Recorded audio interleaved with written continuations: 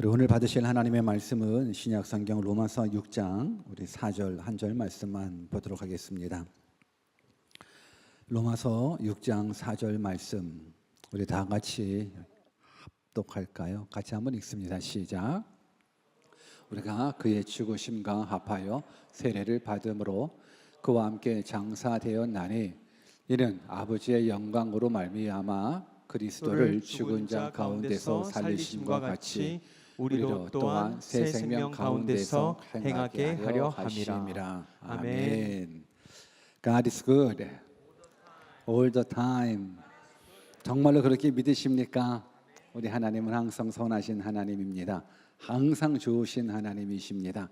또 한번 고백해 볼까요? I'm nothing. 정말로 이렇게 고백하십니까? 하나님 없이는 nothing입니까?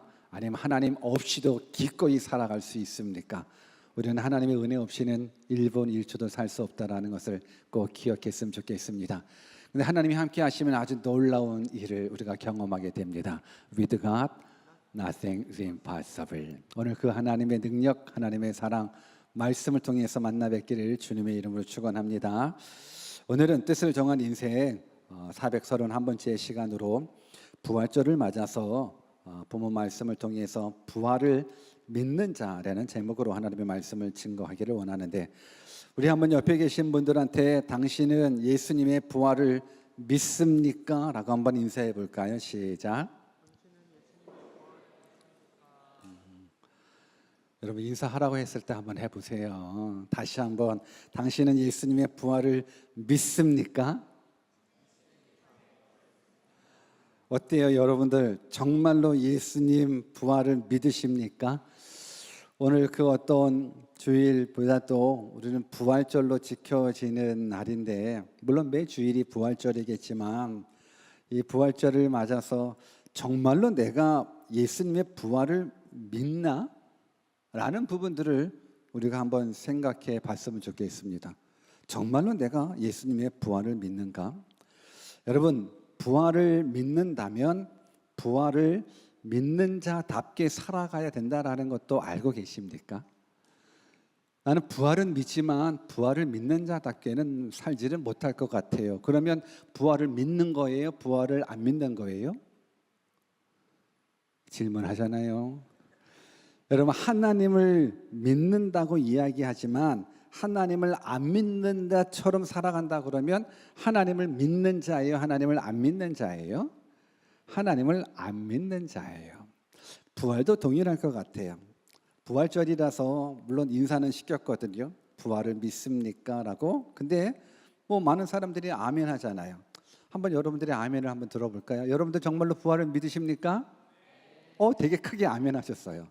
그러면 부활을 믿는 자답게 살아가고 계십니까? 봐봐요. 이게 차이가 확 나요. 차이가 너무 나요. 한 번 더 이 차이를 한번 생각해 볼게요. 여러분들 부활을 믿으십니까? 부활을 믿는 자답게 살아가고 계십니까? 조금 낫긴 낫네. 조금 낫기는 낫네. 여러분, 부활을 믿는다면 부활을 믿는 자답게 살아가셔야 부활을 믿는 자입니다. 부활을 믿는다라고 이야기는 하지만 부활을 믿는 자로 살아가지 않는다 그러면 부활을 믿는 것은 아닙니다. 오늘 저는 바라옵기는 이 시간을 통해서 우리 모두가 다시금 하나님의 말씀을 통해서 내가 하나님을 믿는 척하는 사람이 아니라 하나님을 믿는 사람이구나. 내가 예수님의 부활을 믿는 척하는 사람이 아니라 예수님의 부활을 믿는 사람이구나 라는 그러한 믿음으로 여러분들 도약되기를 주님의 이름으로 축원합니다. 그렇다면 예수님의 부활이 우리 그리스도인들한테 정말 중요한 거긴 하는 겁니까? 한번 생각해 보십시오. 그냥 우리가 예배 드리면 됐지. 우리가 어려울 때 하나님 믿고 또 기도 응답 받고 이 땅에서 또 어려운 문제도 해결받으면 되는 거지, 꼭 우리가 예수 그리스도의 부활을 믿어야 되는 겁니까? 그냥 예수 그리스도의 부활 없이 그냥 이렇게 예배 생활 잘하고 어려울 때 힘들 때 기도하고 그리고 하나님의 능력을 경험하면 안 됩니까? 라고 이야기할 수 있겠지만, 그런데 우리가 교회를 다니고 예수님을 믿으면서 예수님의 부활을 믿지 않는다 그러면 그분은 하나님을 믿지 않는 사람이에요. 그분은 예수님을 믿지 않는 사람이에요. 예수 그리스도의 부활은 믿음의 뿌리예요. 예수 그리스도의 믿음은 믿음의 본질이에요. 제가 오전에 마누카오라는 지역에서 이제 예배를 드리고 오는데 오늘 목사님의 설교 중에 그런 말씀을 하시더라고요. 캐톨릭 중에 부활을 믿지 않는 사람들이 몇 %고 우리 개신교 중에 예수님의 부활을 믿지 않는 사람들이 몇 %고 하는 그 통계를 말씀해 주셨는데 그 통계가 꽤 높게 나오더라고요. 저는 그 부분들을 들으면서 예수님 믿는 사람, 개신교 중에서 부활을 믿지 못하는 사람들이 꽤 높더라고요. 그러면 저들은 뭘 믿는 거지? 여러분, 우리가 예수 그리스도의 부활을 믿지 못하고서는 예수님을 믿는 것은 아니에요.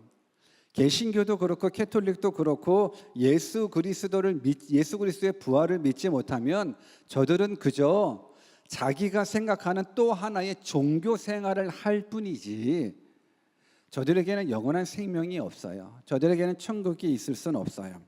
무엇보다도 예수 그리스도의 부활을 알지 못하고 믿지 못한다라는 건 그냥 그 자체가 헛것이 된다라는 것.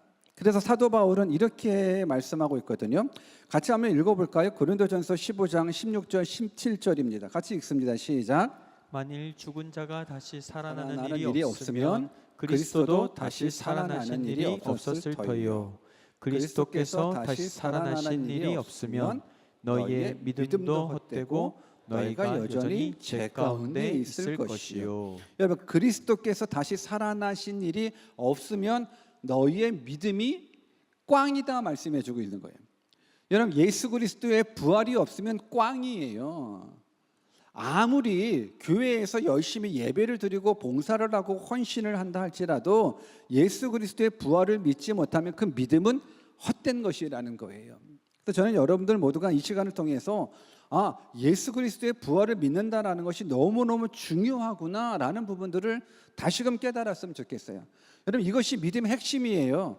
예수 그리스도의 부활 없이는 믿음이라는 건 존재할 수가 없는 거예요. 만약에 예수 그리스도의 부활을 믿지 못한다 그러면 여기에 있을 이유는 없어요. 하나님을 믿을, 예수님을 믿을 이유는 없다라는 부분들인 겁니다.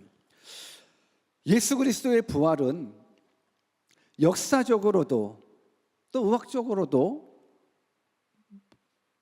다 사실이라는 부분들 저는 확신하게 믿어요.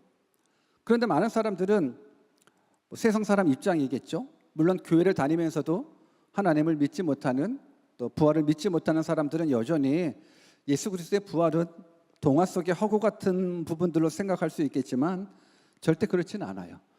예수 그리스도의 부활은 역사적인 사실입니다. 이때 아멘이 크게 나와야 돼요. 예수 그리스도의 부활은 역사적인 사실입니다. 그런데 이 사실을 왜곡하는 학설들이 몇 개 있죠. 그 중에 하나가 예수님의 기절설이에요. 예수님은 십자가에서 죽지 않고 잠깐 기절했다라는 부분들인데, 그런데 여러분들도 아시다시피 성경을 읽다 보면 예수님께서는 고문당하시고 또 십자가에 못 박히시고 그리고 마지막에는 창으로 옆구리까지 찍힘 당하셨었잖아요. 그때 성경에 보면은 물과 피를 쏟으셨다라고 이야기를 하는데, 의학적으로 보면 물과 피가 이미 심장 주위에 체액이 고인 상태이기 때문에 이 증상은 뭐냐면 그냥 사망 직후의 반응일 수밖에 없다라는 부분들인 거예요. 더 나아가 예수님의 기절설, 예수님이 십자가에서 죽지는 않고 잠깐 기절했는데 그리고 무덤 속에 들어갔다. 그런데 그가 다시금 무덤 문을 열고 나오셨다. 그럴 체력이 안 돼요. 그럴 체력이 안 돼요. 예수님이 당하신 그 고난, 그 핍박, 이걸 가지고서 잠깐 기절했다가 일어났는데 무덤이네? 이거 나가야지. 그런 체력 자체가 될 수가 없어요. 그래서 예수님께서 본인이 잠깐 기절했다가 일어나서 무덤에서 나올 확률 0%라는 부분들인 겁니다. 그리고 성경에 보면 이제 제사장들이 또 종교 지도자들이 예수님 부활했다라는 부분들을 감추기 위해서 예수님의 제자들이 예수님의 시체를 훔쳐갔다라는 부분들로 소문을 내게끔 하는 장면들 있거든요. 같이 한번 읽어볼까요? 마태복음 28장 12절 13절이에요. 시작. 그들이 장로들과 함께 모여 의논하고 군인들에게 돈을 많이 주며 이르되 너희는 말하기를 그의 제자들이 밤에 와서 우리가 잘 때에 그를 도둑질하여 갔다 하라. 이 돈이 문제예요. 그렇죠? 돈을 많이 주고 이르되 너희는 말하기를 그의 제자들이 밤에 와서 우리가 잘 때에 그를 도둑질해 갔다라고 해라 라는 부분들로 믿어지는 사람들이 있다라는 부분들인 겁니다. 근데 이 또한 역사적으로도 말 안 되는 것이 로마 군사들이 지키고 있는데 어떻게 훔칠 수 있겠습니까? 그리고 더 깊이 성경 말씀을 보면 예수 그리스도가 부활하셔서 그 부활하신 예수님을 만난 사람들이 있다 없다? 예수님의 부활을 목격한 자들이 있다라는 부분들인 겁니다. 고린도전서 15장 4절 6절에 보니까는 장사 지낸 바 되셨다가 성경대로 사흘 만에 다시 살아나사 게바에게 보이시고, 게바는 베드로예요. 게바에게 보이시고 후에 12 제자에게와 그 후에 500여 형제에게 일시에 보이셨나니 그 중에 지금까지 대다수는 살아있고 어떤 사람은 잠들었으며 성경은 말씀해주고 있습니다.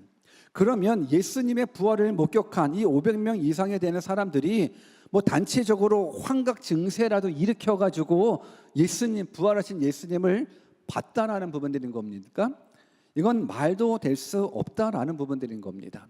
근데 그럼에도 불구하고 계속적으로 예수님 부활할 수 없다, 어떻게 죽은 사람이 살아날 수 있느냐라고 이야기를 하게 되죠. 근데 그 당시 예수님을 십자가에 못 박은 제사장이던 종교 지도자들 입장에서는 예수님의 시체만 찾아가지고 보여주면 더 이상 기독교는 확산되지 않아요.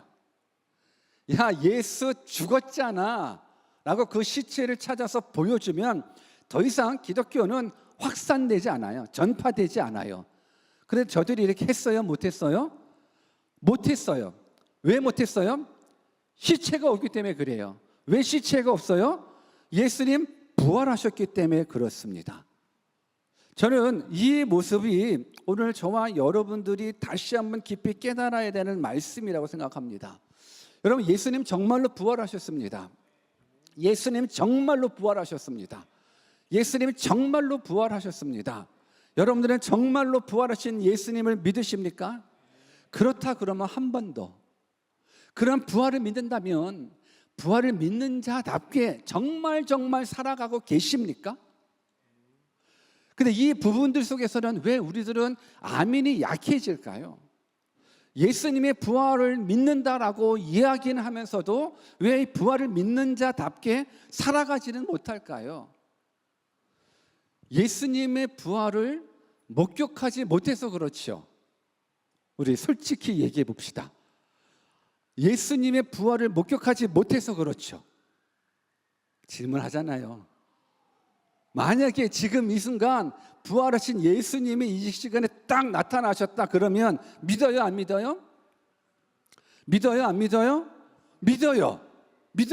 부활하신 부활하신 예수님, 살아나신 예수님을 내가 목격했기 때문에 그 사람은 어떻게 예수 그리스도의 부활을 생명 내 걸고 전해요, 안 전해요? 전할 수 있어요, 없어요? 전할 수 있어요. 왜? 내가 봤으니까. 그러면 예수 그리스도의 부활을 믿는 자인데 예수 그리스도의 부활을 믿는 자답게 살지 못한다라는 건 목격하지 못해서라면, 그러면 믿지 못한다라는 부분들은 어떤 의미일까요? 목격은 하면 내가 예수 그리스도의 부활의 증인은 될 수는 있지만 내가 아직 목격한 건 아니니까 모르겠네, 부활을 믿기는 믿지만 믿는 자답게 살기는 어렵겠네 라는 것이 우리들의 상황이거든요. 우리들의 현실이거든요. 오늘 이 시간 네가 나를 보고 믿느냐? 보지 않고 믿는 자가 더 복되다라고 이야기했었을 때, 예수님 말씀해 주셨을 때, 오늘 목격한 자보다 예수님의 부활을 목격하여 생명 내걸고 증거하는 사람보다 예수 그리스도의 부활을 믿음으로 반응하여 생명 내걸고 증거한다 그러면 누가 더 상이 클까요? 누가 더 확실한 믿음의 소유자일까요? 목격한 사람일까요? 아니면 믿음으로 반응하는 사람일까요? 여러분, 하나님께서는 우리를 구원하는 구원의 통로를 믿음을 통해서 구원해 주시는 겁니다. 오늘 저는 여러분들이 예수 그리스도의 부활을 목격한 500여 형제보다도 복되다, 대단하다, 저 칭찬드리고 싶습니다. 제 칭찬이 별로 못마땅하신가요? 여러분, 우리는 부활을 믿는다라고 고백했잖아요. 우리는 예수 그리스도의 부활을 목격하지 않았음에도 불구하고 예수 그리스도가 부활했다라고 확실하게 믿습니다. 성경에 쓰여 있기 때문에, 우리는 성경을 100% 신뢰하기 때문에, 그래서 우리는 100% 이제는 부활을 믿는 자답게 살겠습니다가 우리들의 신앙 고백입니다. 이 고백대로 살기를 원하시는 분들만 아멘, 아멘. 이것이 복된 거예요. 그렇다 그러면 예수 그리스도의 부활이 주는 의미가 무엇일까? 우리 본문 한 번 더 같이 읽어볼까요? 로마서 6장 4절입니다. 같이 읽습니다. 시작. 그러므로 우리가 그의 죽으심과 합하여 세례를 받음으로 그와 함께 장사되었나니 이는 아버지의 영광으로 말미암아 그리스도를 죽은 자 가운데서 살리심과 같이 우리로 또한 새 생명 가운데서 행하게 하려 함이라. 여러분들이 진리를 잘 깨달으셔야 되는 게 6장 4절 말씀 후반부에 보면 아버지의 영광으로 말미암아 그리스도를 죽은 자 가운데서 살리심과 같이, 잘 보세요. 그리스도를 죽은 자 가운데서 살리심과 같이 우리로 또한 어떻게 해요? 새 생명 가운데서 행하게 하려 함이다. 성경 말씀해 주고 있어요. 그러니까 예수 그리스도의 부활은 우리로 또한 새 생명 가운데 행하게 하기 위함이라는 거예요. 그래서 예수 그리스도의 부활을 믿는 자는 새 생명 가운데 행하는 사람이 되는 거예요.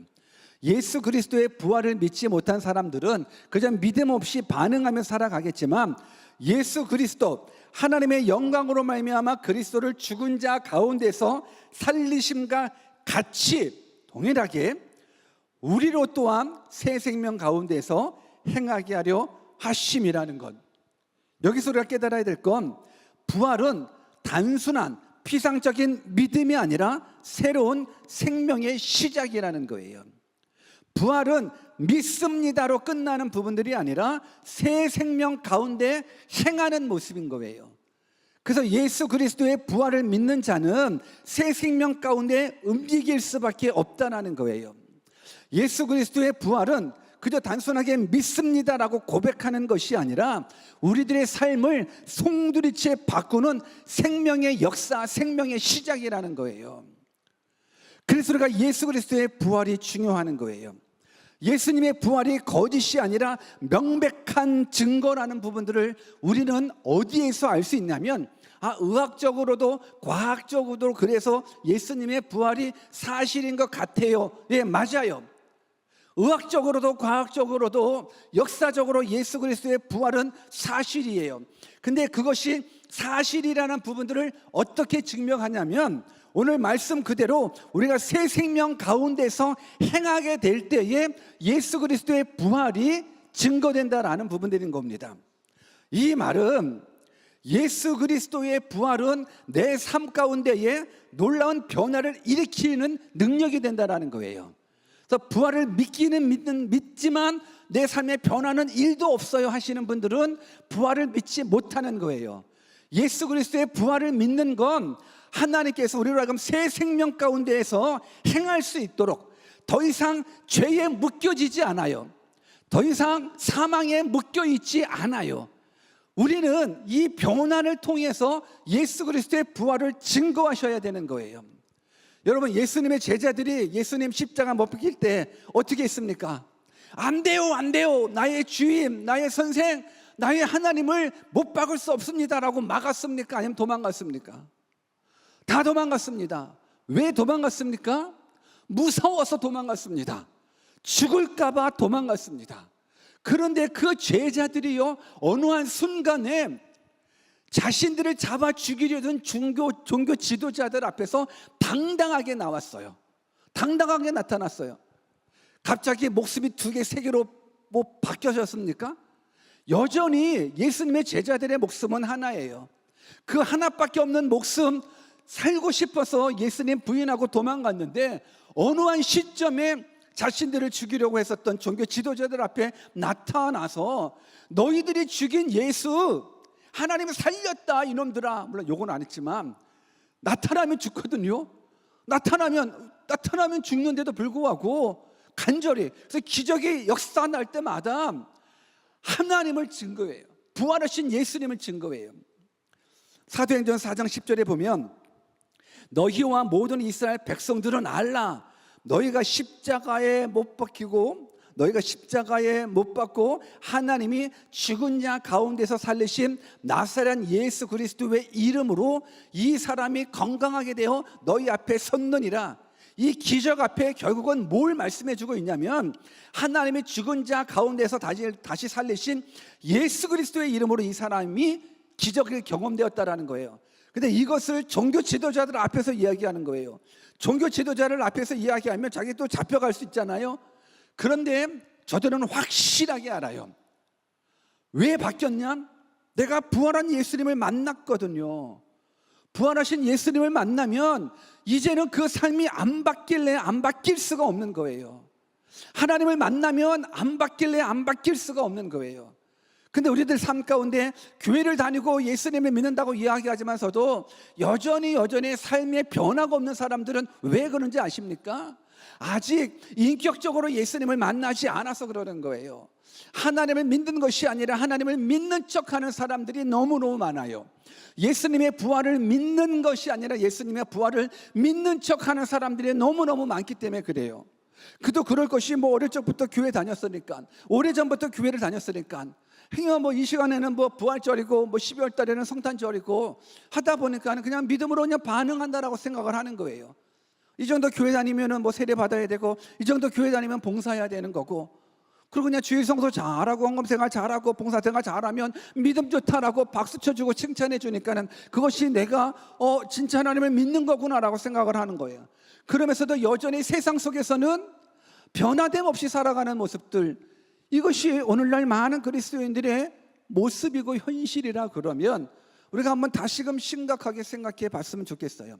예수 그리스도의 부활은 정보가 아니에요. 단순한 믿음으로 끝나는 것이 아니라 예수 그리스도의 부활을 믿는 자는 변화가 요구되는 선포이기도 해요. 그래서 예수 그리스도의 부활을 믿는 자는요, 안 바뀔래야 안 바뀔 수가 없어요. 여러분, 사도 바울은 어떤 사람이에요? 예수 믿는 사람들을 잡아 죽였던 사람이잖아요. 예수 그리스도를 믿는 사람을 잡아 죽였던 것이, 그것이 하나님의 영광이라고 믿었던 사도 바울이 언제 바뀌었어요? 부활하신 예수님을 만나자마자 180도로 바뀌어지잖아요. 여러분, 성경에 사도 바울도 그렇고 베드로도 그렇고 예수님의 제자들도 그렇고 초대교회도 그렇고 모든 순교자들이 예수 그리스도의 부활을 증거하다가 죽었어요. 그냥 우리 교회 나오세요로 끝나는 것이 아니라, 그냥 하나님 믿으세요로 끝나는 것이 아니라, 예수님 부활하셨습니다. 예수님 부활하셨습니다. 하나님이 죽었던 예수 그리스도를 다시 살리셨습니다. 이 부활, 예수 그리스도의 부활을 증거하다가 다 순교당한 거예요. 그만큼 부활을 목격한 자, 부활을 믿는 자들은요, 생명 내걸고 부활을 증거하는 거예요. 여러분, 이것이 부활을 믿는 자들의 삶이 된다라는 거예요. 부활신앙은요, 그저 죄를 용서함 받고 내가 천국에 간다라는 확신으로 끝나는 부분들이 아니라 우리 삶 가운데에서 거룩한 삶을 추구하는 능력이 바로 예수 그리스도 부활 안에 있다라는 부분들인 겁니다. 저는 여러분들이 부활신앙으로 충만하기를 주님의 이름으로 축원합니다. 너무너무 필요합니다.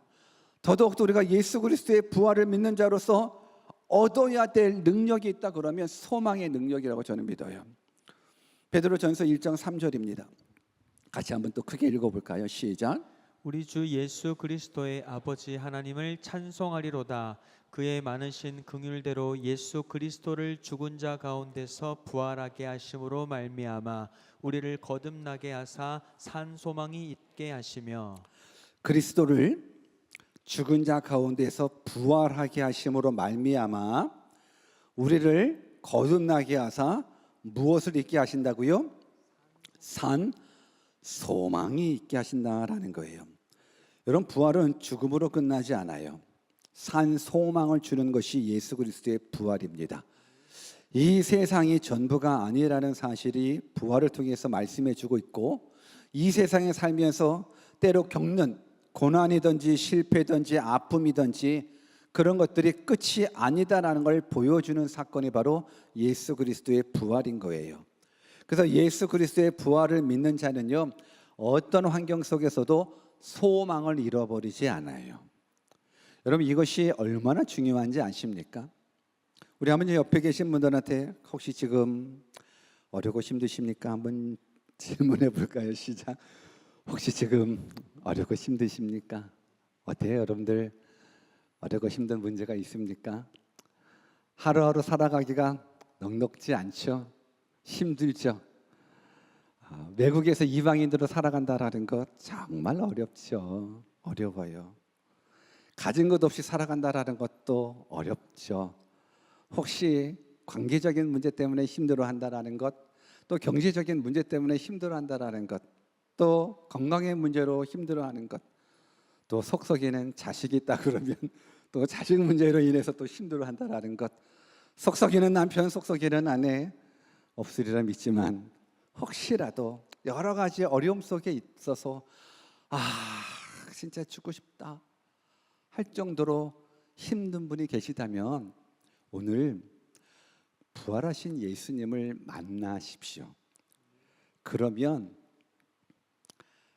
살아야지. 그러면 이것이 끝이 아니다.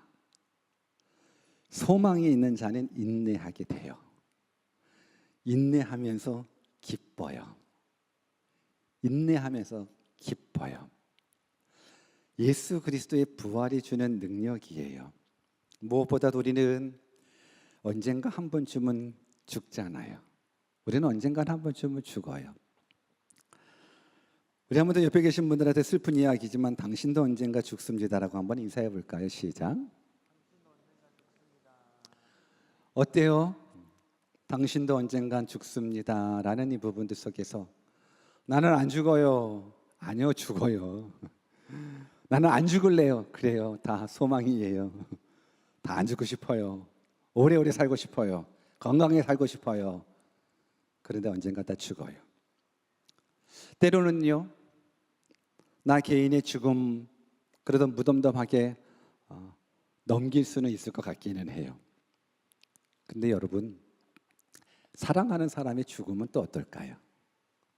사랑하는 사람의 죽음은 어떨까요? 사랑하는 아버지의 죽음은, 사랑하는 어머니의 죽음은, 사랑하는 남편의 죽음과 사랑하는 아내의 죽음, 사랑하는 자녀의 죽음은 어떨까요? 여러분, 이거는 되게 어려운 문제예요. 되게 어려운 문제예요.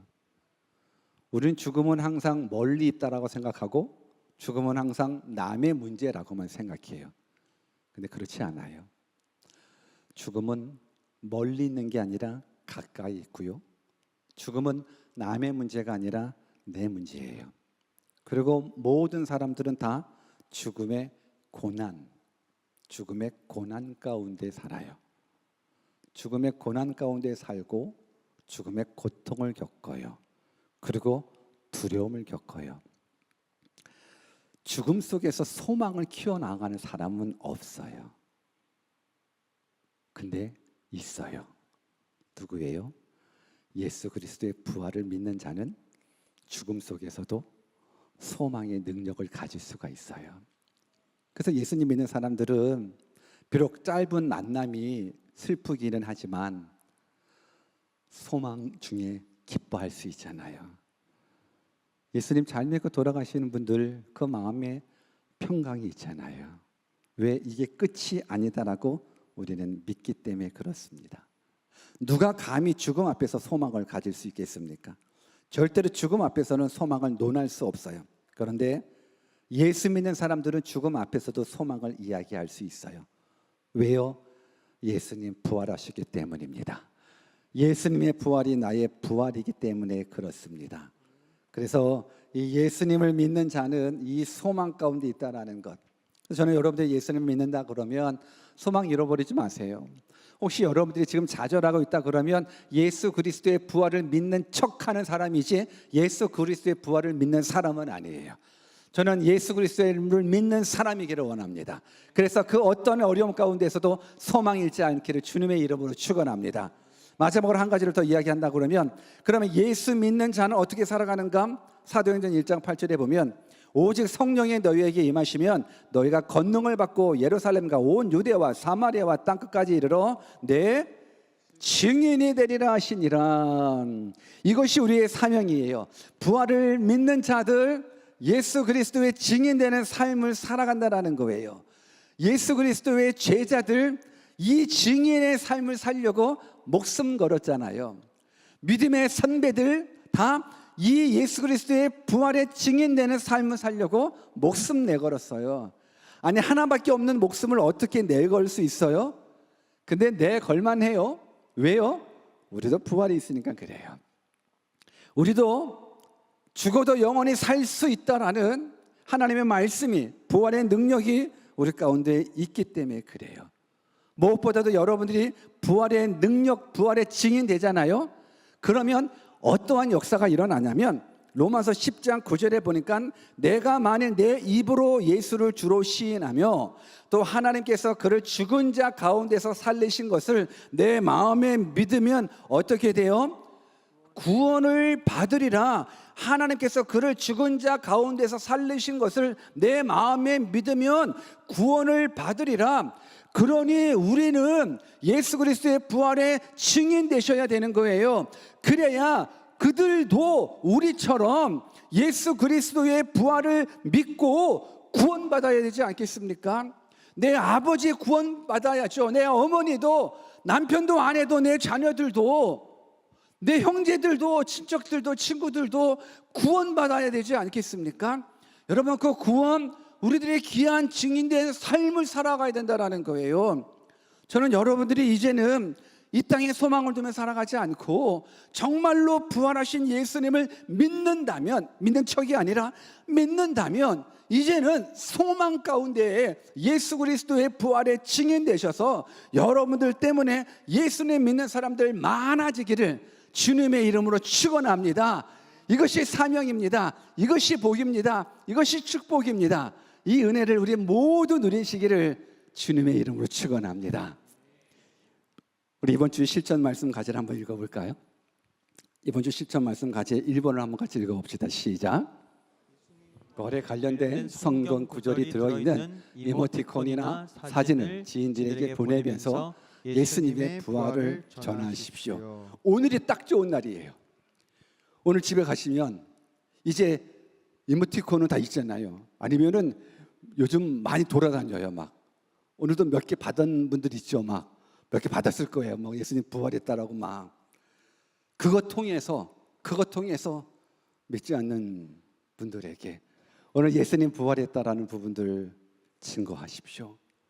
여러분, 이 작은 실천을 통해서 증인된 삶을 살아가기를 주님의 이름으로 축원합니다. 두 번째 한번 같이 읽어볼까요? 시작. 부활은 단순한 믿음이 아니라 내 삶의 변화를 이끄는 것이기에 변화되지 못한 나의 모습을 발견하고 한 가지 이상의 변화를 놓고 기도하며 실천하십시오. 여러분 어떻습니까? 우리 삶 가운데 나는 이제 변화될 게 없어. 난 너무 착해졌어. 난 더 이상 변화될 게 없어서 지금 천국 가도 돼 라고 하시는 분들은 이 실천 사항은 상관없겠지만 그래도 한 가지 이상은 변화될 모습은 있죠. 없어요? 끊어야 될 것도 있죠. 없어요? 아니면 용서해야 될 거, 아니면 게으른 습관이든지, 아니면 정말 우리 삶 가운데의 변화. 왜? 예수 그리스도의 부활을 믿는 사람들은 다 변화됐거든요. 다 변화됐다 그러면 이제 여러분들 삶 가운데서도 이 변화를 경험할 수 있는 그런 한 주간 될 수 있도록 몸부림치는 그런 여러분들에게를 주님의 이름으로 축원합니다. 세 번째 한번 같이 읽어볼까요? 시작. 부활은 소망을 주는 것이기에 절망 중에 있는 문제를 감사로 변화시켜 감사의 일기를 적고 주변인들과 나눔하십시오. 여러분, 절망을 감사로 바꾼다는 건 되게 어려워요. 근데 한번 절망을 감사로 바꾸는 일기 한번 써보십시오. 그냥 감사 제목이라도 써보십시오.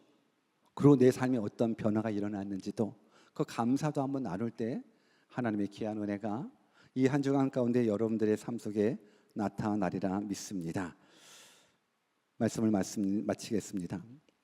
여러분, 예수님의 부활을 믿는 사람들은 절대로 변화 안 될 수 없습니다. 이 말은 다 변화된다라는 겁니다.